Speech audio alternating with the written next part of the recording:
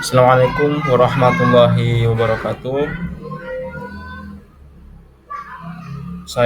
Perkenalkan saya Sahrul, saya mahasiswa kampus Universitas Widyatama dengan nomor punggung dengan nomor pokok mahasiswa 231825002.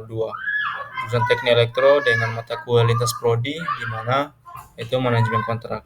Saya akan melanjutkan presentasi sebelumnya dengan pembahasan di mana yaitu metode pemilihan penyedia jasa konstruksi dan konsultasi.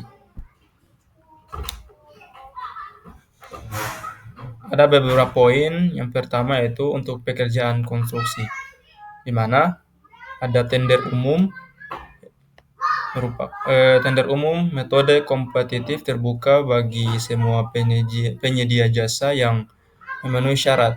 Yang kemudian ada tender terbatas, yaitu hanya penyedia jasa tertentu yang diundang, biasanya untuk proyek kompleks. Selanjutnya ada seleksi langsung, di mana digunakan untuk pekerjaan dengan nilai kontrak tertentu atau kondisi khusus. Yang selanjutnya penunjukan langsung, yaitu di mana dilakukan dalam keadaan darurat atau untuk penyedia jasa yang memiliki hal eksklusif. Poin selanjutnya yaitu terkait untuk jasa konsultasi konstruksi, di mana ada beberapa juga. Yang pertama, seleksi umum. Itu dilakukan secara terbuka dengan kriteria evaluasi teknis dan finansial. Selanjutnya seleksi terbatas, yaitu hanya mengundang konsultan yang sudah memiliki pengalaman dan rekam jejak tertentu. Selanjutnya seleksi langsung, yaitu untuk jasa konsultasi dengan nilai kecil atau bersifat unik dan spesifik. Selanjutnya penunjukan langsung, di mana digunakan dalam kondisi tertentu, misalnya untuk konsultan yang telah memiliki keterlibatan khusus dalam proyek sebelumnya. Selanjutnya yaitu terkait pembahasan sumber pendanaan dalam pekerjaan konstruksi. Ada beberapa poin. Yang pertama, setiap proyek konstruksi membutuhkan pendanaan yang jelas. Sumber dana dalam pengadaan konstruksi bisa berasal dari anggaran pendapatan dan belanja negara atau APBN, proyek pemerintah pusat seperti jalan tol, bendungan, dan bandara. Selanjutnya, anggaran pendapatan dan belanja daerah atau APBD, yaitu proyek pemerintah daerah seperti bangunan sekolah atau rumah sakit daerah. Kemudian, kerjasama pemerintah dan badan usaha, KPBU atau PFI, itu kolaborasi antara pemerintah dan swasta, Public Private Partnership atau P3. Selanjutnya, investasi swasta, pembiayaan murni dari perusahaan swasta. Kemudian ada dana hibah atau peminjaman internasional seperti dana World Bank, Bank Dunia, Asian Development Bank, ADB, atau lembaga keuangan lainnya. Selanjutnya ada pengawasan dan evaluasi dalam pekerjaan konstruksi. Ada beberapa bagian. Yang pertama, pengawasan internal, dilakukan oleh tim proyek atau instansi terkait untuk memeriksa progres fisik dan keuangan. Kemudian ada pengawasan eksternal, melibatkan auditor independen, inspektorat atau badan pemeriksa keuangan untuk memastikan tidak ada penyimpangan. Selanjutnya ada evaluasi kerja penyedia jasa. Setelah proyek selesai, dilakukan evaluasi terhadap kinerja kontraktor dan konsultan, termasuk kualitas pekerjaan, ketepatan waktu, dan kepatuhan terhadap kontrak.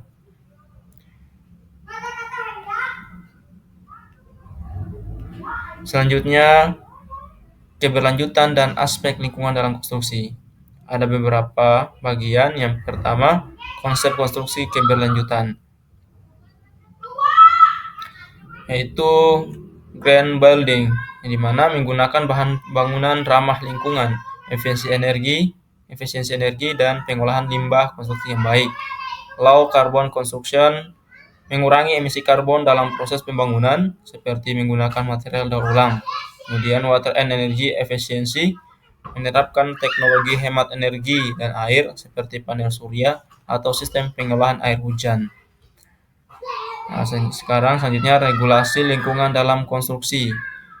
Ada beberapa juga, yaitu Peraturan Menteri Lingkungan Hidup dan Kehutanan nomor P38 Men LH MEL MNLHK SETJN Setjen KUM 17/2019 tentang analisis mengenai dampak lingkungan AMDAL. Selanjutnya sertifikasi Green Building oleh Green Building Council Indonesia.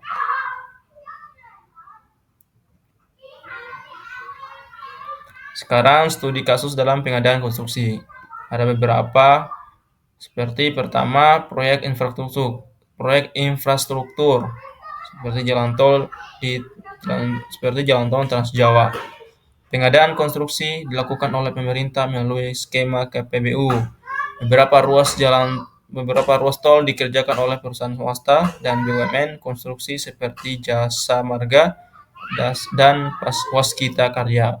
Pengadaan jasa konsultasi, studi kelayakan, perencanaan desain, dan manajemen proyek dilakukan oleh konsultasi infrastruktur seperti PT Wijaya Karya dan PT Hutama Karya. Selanjutnya, proyek bangunan seperti Ibu Kota Nusantara (IKN). Pengadaan konstruksi, membangun gedung pemerintahan, rumah dinas, dan infrastruktur penunjang dengan standar Smart City dan Green City. Pengadaan jasa konsultasi, konsultan merancang konsep kota berbasis digital dan keberlanjutan lingkungan. Proyek kereta cepat Jakarta-Bandung.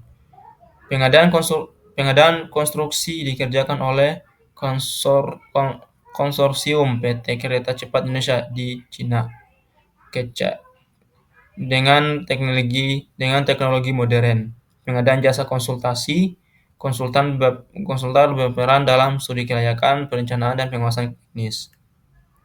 Selanjutnya, bidang pengadaan pekerjaan konstruksi dan jasa konsultasi konstruksi adalah sektor yang luas dan kompleks. Beberapa hal penting yang perlu diperhatikan, ada beberapa bagian. Yang pertama, memahami regulasi yang mengatur pengadaan untuk memastikan kepatuhan hukum. Kemudian, mengetahui metode pemilihan penyedia jasa agar proses berjalan secara adil dan transparan. Selanjutnya, mengelola risiko proyek agar pekerjaan berjalan sesuai jadwal dan anggaran. Selanjutnya, mengadopsi teknologi dan inovasi untuk meningkatkan efisiensi dan akurasi dalam pekerjaan konstruksi. Dan selanjutnya, memperhatikan aspek keberlanjutan dan lingkungan untuk mendukung pembangunan keberlanjutan. Selanjutnya, pembahasan terkait digitalisasi dalam pengadaan konstruksi. Ada beberapa juga. Yang sini sistem elektronik procurement atau pengadaan elektronik, di mana pemerintah dan perusahaan swasta kini menggunakan elektronik procurement untuk mempercepat proses lelang dan mencegah praktik korupsi. Contoh platform pengadaan elektronik di Indonesia. Ada layanan pengadaan secara elektronik yang digunakan untuk pengadaan pemerintah. Ada sistem pengadaan secara elektronik di mana digunakan di platform berbasis online untuk tender proyek pemerintah. Ada elektronik katalog digunakan untuk pengadaan barang atau jasa tanpa proses lelang jika sudah terdapat dalam sistem. Manfaat elektronik rekrutmen ada beberapa juga, yang dimana transparansi, di mana semua proses pengadaan bisa dipantau secara publik.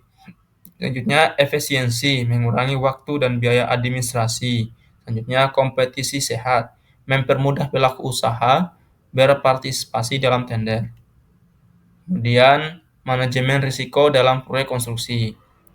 Ada beberapa. Yang pertama, jenis risiko dalam konstruksi, di mana 1. Risiko finansial, kenaikan harga material, perubahan nilai tukar, keterlambatan pembayaran. 2. Risiko teknis, kesalahan desain, kegagalan struktur, dan ketidaksesuaian spesifikasi. 3. Risiko lingkungan, cuaca ekstrim, bencana alam, dan dampak lingkungan dari proyek. Keempat, risiko hukum, perselisihan kontrak, tuntutan hukum dari pihak ketiga, atau perubahan regulasi. 5. Risiko manajemen, kurangnya koordinasi antar tim, proyek, atau tenaga kerja yang tidak kompeten. Selanjutnya, strategi mengelola risiko, di mana identifikasi risiko sejak awal, melakukan studi kelayakan proyek sebelum memulai konstruksi, yang kemudian membuat perencanaan kontingensi, di mana menyediakan cadangan anggaran dan rencana darurat untuk mengatasi masalah yang muncul. Selanjutnya, menggunakan asuransi proyek, yaitu melindungi proyek dari risiko keuangan akibat kecelakaan, bencana, atau kegagalan konstruksi.